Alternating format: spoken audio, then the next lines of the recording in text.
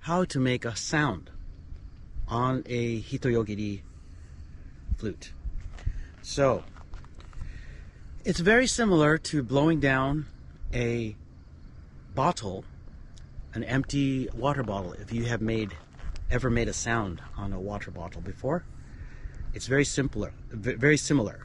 So, and what you do is you focus your airstream on the upper edge of the mouthpiece.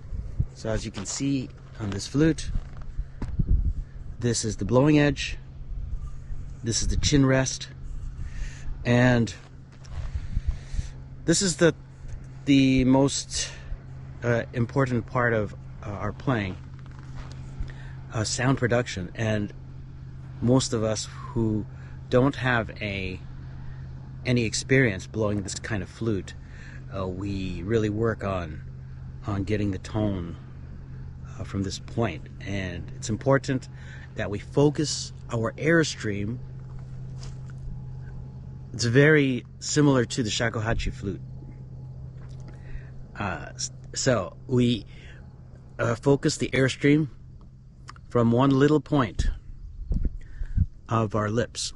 So we focus, if we pull our lip back a little bit, then we'll feel that there's a wet spot, where the lips start to turn wet.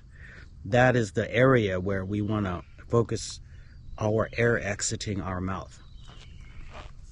So I always give the example of having seeds in your mouth. So, you can use any kind of seeds, like watermelon seeds, or even smaller seeds are even better, like millet seeds, or even pieces of rice. As long as you make a little tiny airstream. Sorry, my lips are dry today. But if you wanna, if you have to like focus one tiny airstream. So that is super important. There's some folks that have a tendency to have two airstreams coming out of your lips due to the form of your lips. So sometimes it helps to kind of stretch the lips out a little bit so it's flat. Even kind of a little smile, so that you flatten out your lips and then make one little tiny air coming out of your lips. That is very key. So again, do not have two streams of air, one stream of air coming out of the center of your lips. Okay, once you can feel that in your lips, it helps to go into a mirror, in front of a mirror and watch it. You can check. Next, we have our flute. So the back part of behind the utaguchi is the chin rest. And so this part fits right in between your upper lip and your chin. Right in the middle where your gums are felt. If you press right there, the bottom of your gums. Push it in, and then kind of kiss the utaguchi. Two of your lips, for example.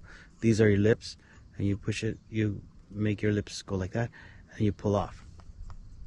So, so once you're here in this position, then without holding the flute, without covering the holes, then you want to make a sound by focusing the airstream across that edge.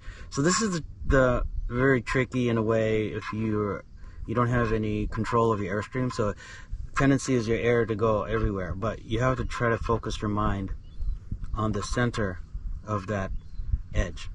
So once you get it, you'll make a sound like that. Okay?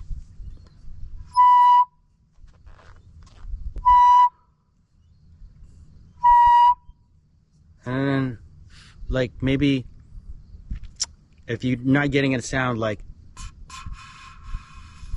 you're not blowing on the edge, so try to blow down into the flute more. And then even do things like p, p, like p, the sound p, p, p. It helps a lot of people that way.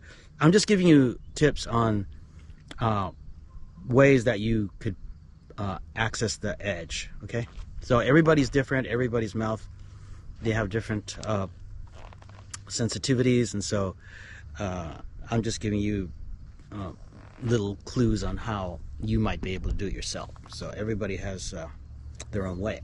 So once you get the sound, then you want to prolong it and make more longer tone. And then even longer tone. And stabilize your tone.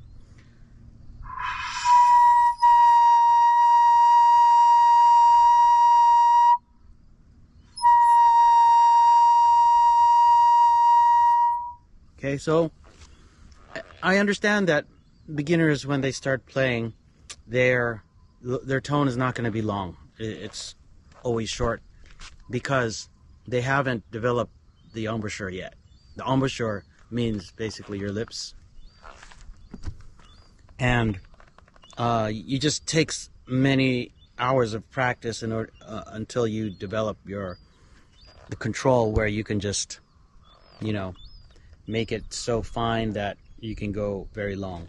So, but that's the practice of this flute, or any kind of shakuhachi style flute. Oh, beautiful. That was an eagle.